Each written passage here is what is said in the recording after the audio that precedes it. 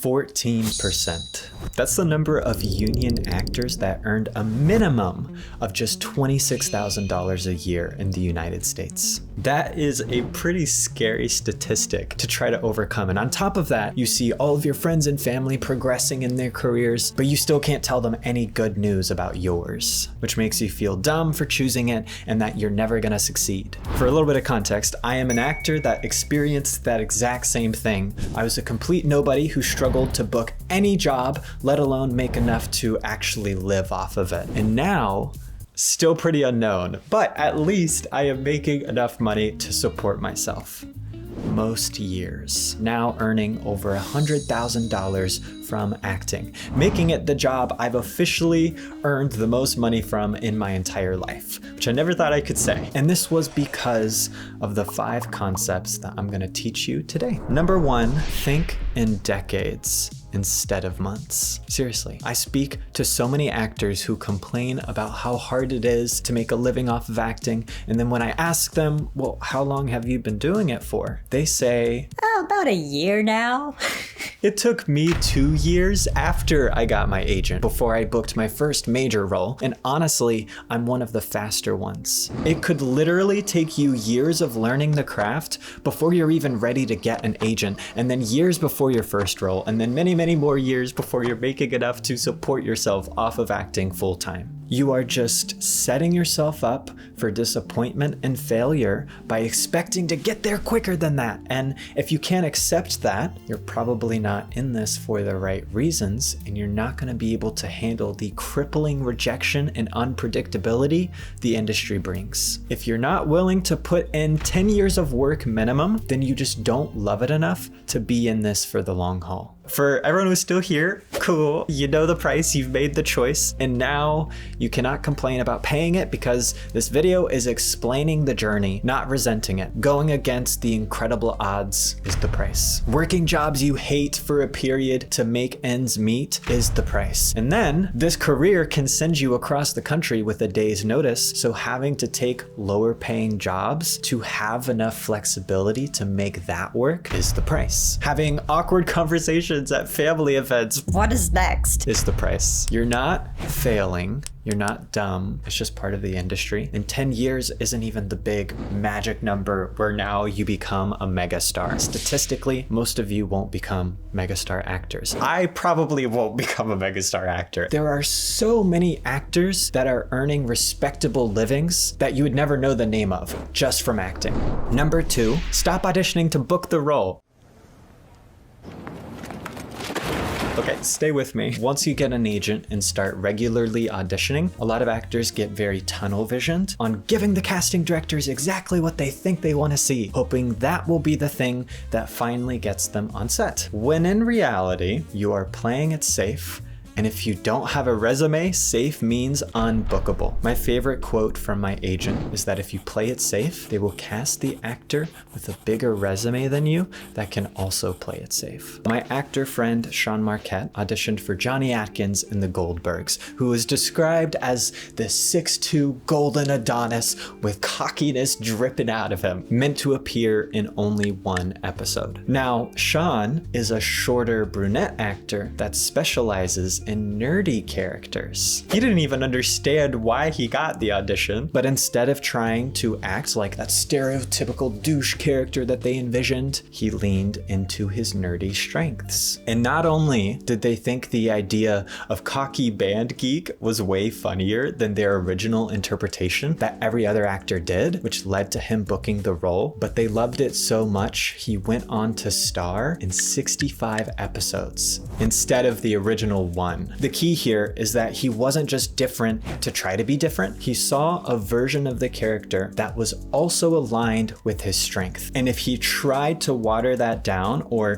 tried to be something that he isn't, it would have just gone to the actor that played the best douche, because douche would have been that actor's strength. He honored his strengths while also honoring it from the perspective of the character. But even if he did the audition based on his strengths and didn't book the part, the casting directors would have still seen his best work and had a better understanding of a role later down the line that he would be perfect for. And that is the version of this that happened to me. I originally auditioned for Eddie Munson, objectively the wrong fit, but I still leaned into my strengths, and even though I didn't ultimately book the role, it led to Carmen Cuba requesting me specifically to read for my role of number 2. So it's never been about booking the role, it's about doubling down on your strength until finally the timing is perfect. Number 3, your skill does not equal your success, which is both mortifying and freeing at the same time. Whenever I booked Law & Order earlier this year, I was coming off this cold streak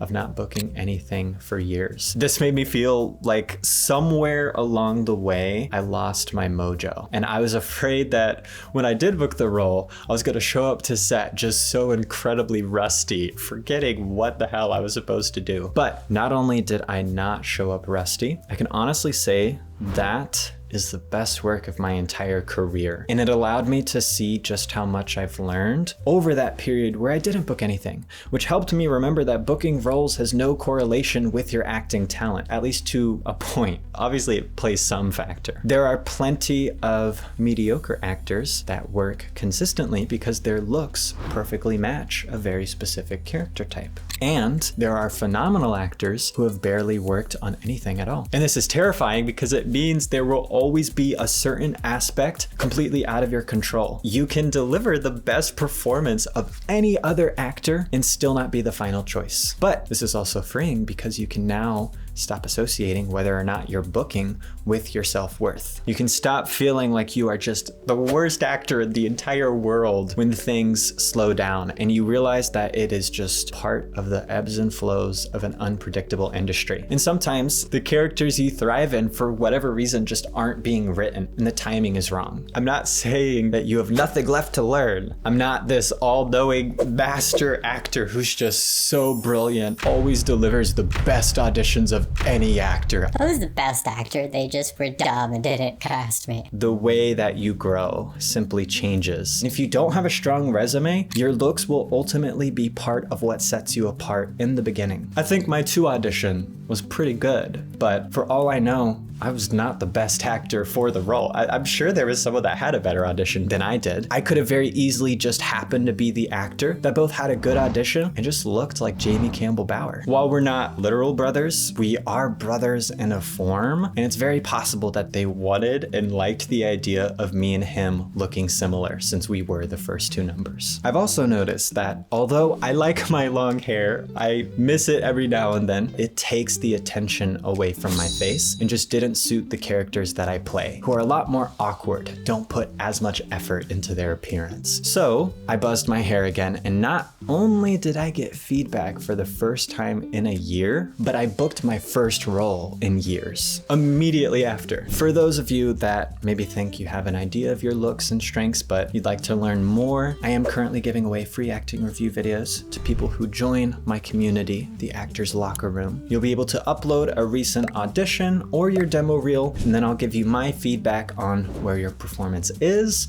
along with my opinion on whether your materials reflect a strong typecast. Once I record your review video, if I think you're a good fit, we can talk a little bit more about my main program, the Acting Lab, where you get to work with me on even deeper level. Join my community with the link in the description or pinned comment, and I look forward to reviewing your acting. Number 4, your income actually compounds. The thing about compounding growth is that it starts off very slow, but eventually it takes off. And not only will you start to get paid more per project, but pretty much any union project will have some type of residuals that stack up. From the 3 shows I've done, I'm now earning on average a small 5 figures every year just from those residual bonus payments. And then any other projects I book on top of that are just extra. Most of that is from the network shows I've done, which obviously pay more residuals because of reruns, but even Netflix actually pays me small bonus payments for Stranger Things every year. And that was before the strike. If you were on a successful streaming show now, you would get a much bigger bonus payment than I I got. Combine this with just working on more projects, and over the years, it will become part of how you can make a full-time living doing this. Now, the fifth and final concept is to just be smooth as butter.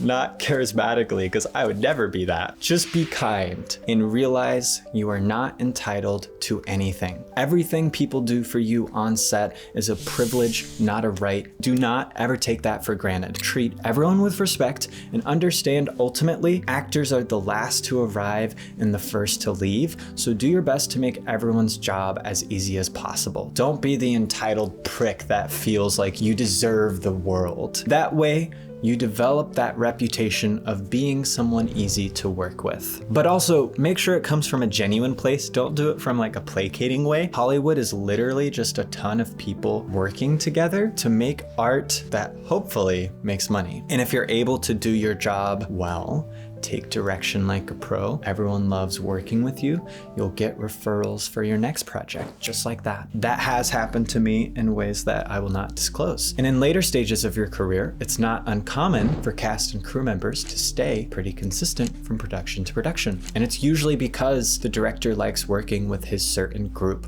of people and actors. And even if you're not on film sets right now, it's also about people at your level or even below you, because you can create opportunities together and never know where they're ultimately going to end up. Anyone in local film communities knows how small it is. Once you work on just a couple small local productions in your area, word gets around and you'll find yourself getting direct offers out of the blue. I've had that happen for local productions because of this, where they'll just give me a role because they've heard I exist and the person that referred me to them had a great past experience with me. So stop spending all your time inside your apartment just twiddling your thumbs, waiting for the perfect audition to finally start your career and change your life. Go to classes, go to workshops, make stuff with people, because the only way to go fast or far in this industry is to go together, and in a way that allows you to take control instead of always waiting for other people to do it for you. I'm by no means this huge, big shot, famous actor, but the little success I have had so far is because of how relentless